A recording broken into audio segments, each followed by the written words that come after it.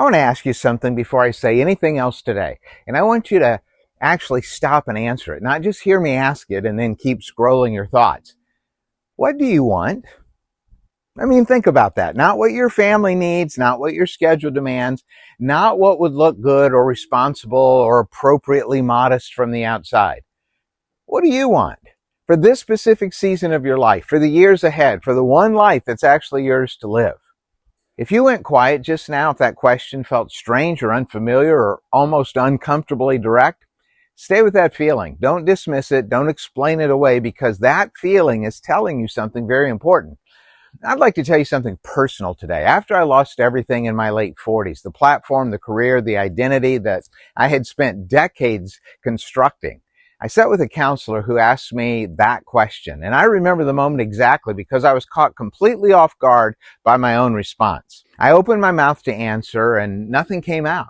Not because I was being careful, because genuinely, I honestly didn't know. I'd spent my whole adult life building something for other people, a congregation, a ministry, a movement that served thousands of people's needs. And somewhere in all of that, I completely lost track of what I might want. I didn't know what I would choose to do on a, let's just say, random Tuesday afternoon if nothing was required of me. I didn't know what brought me alive outside of a church and an audience. I didn't know what I would pursue if there were no confirmations coming that I mattered to someone. I'd been so fluent in everyone else's needs for so long that I'd become functionally illiterate in the language of expressing my own needs. That was one of the most disorienting realizations of my life, and I was 48 years old. I share that not to make this conversation about me. I share it because I think some of you are in the exact same place, and you haven't given permission to yourself to name it. The ability to know what you want, to feel it clearly, to name it honestly, and to hold it without immediately apologizing for wanting it. I think that's something that gets suppressed after living years for other people. Not because you did anything wrong. You were faithful and you showed up and you spent decades at being really good at reading what others needed, that the quieter signal coming from within you didn't know how to read.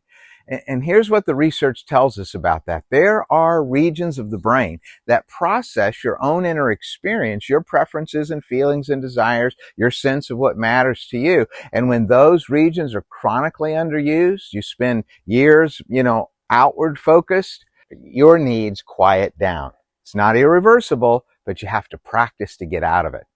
If that's been all dammed up, like, water that's blocked by a dam, the water's still there, but the capacity to flow has disappeared.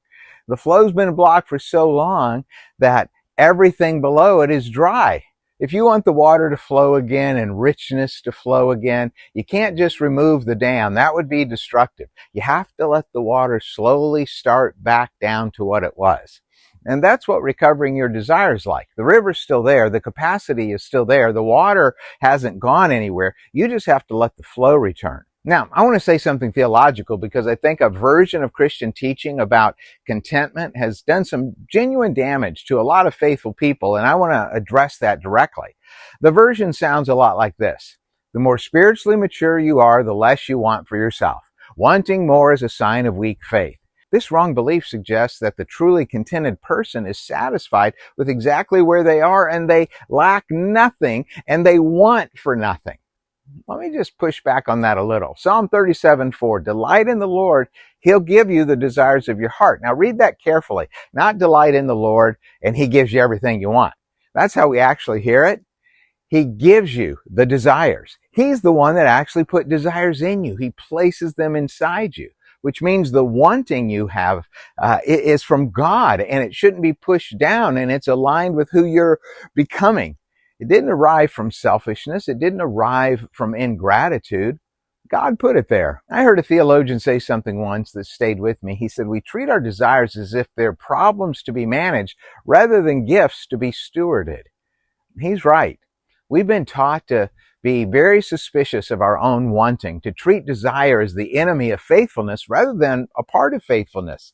But if God is the one who places the desire, if He is the author of that deep, persistent longing for a life that feels more fully yours, then ignoring that is not holiness. Pushing it down and calling it contentment is not spiritual maturity. It may actually be the opposite.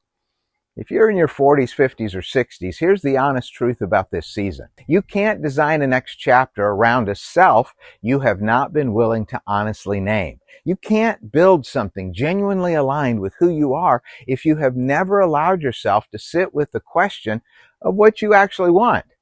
The letter D in my dream framework to help you find yourself again, who you are now in this season of life, the D in dream stands for desires. It's not the easiest element. Matter of fact, for a lot of people, it's the hardest because it requires you to turn towards yourself in a way that years of faithful outward-facing life have made pretty unfamiliar.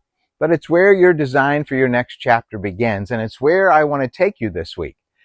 3 questions. You can write them down, screenshot them, find somewhere quiet and answer them as honestly as you can. Not the answer that sounds right, but the answer that's true. Here's question number 1. What would you do if you knew absolutely without any doubt that you could not fail? What would you do? Question number 2. What kind of contribution would make you feel genuinely alive? Not just useful, not just busy, but alive in a way that you feel you're doing exactly what you were made to do. And then question 3, what would you look back on and regret not having tried?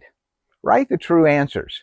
Don't show them to anyone if that's what it takes to be honest. Don't edit them into something a little more palatable or presentable. Just write your true answers. This is the beginning of recovering the D, your desires. And the D is where your next chapter starts. Now, Tuesday, I'm going to talk about the R, resilience. And I want to show you that the hardest seasons of your life are not the liabilities to recover from. They are the assets to build from. That'll be on Tuesday. I'll see you then. If you haven't followed yet, I'd appreciate if you click a follow, and I'd love to hear your comments on what you thought about today's video. Just drop a comment below, and I'll read everyone, and I'll respond to everyone.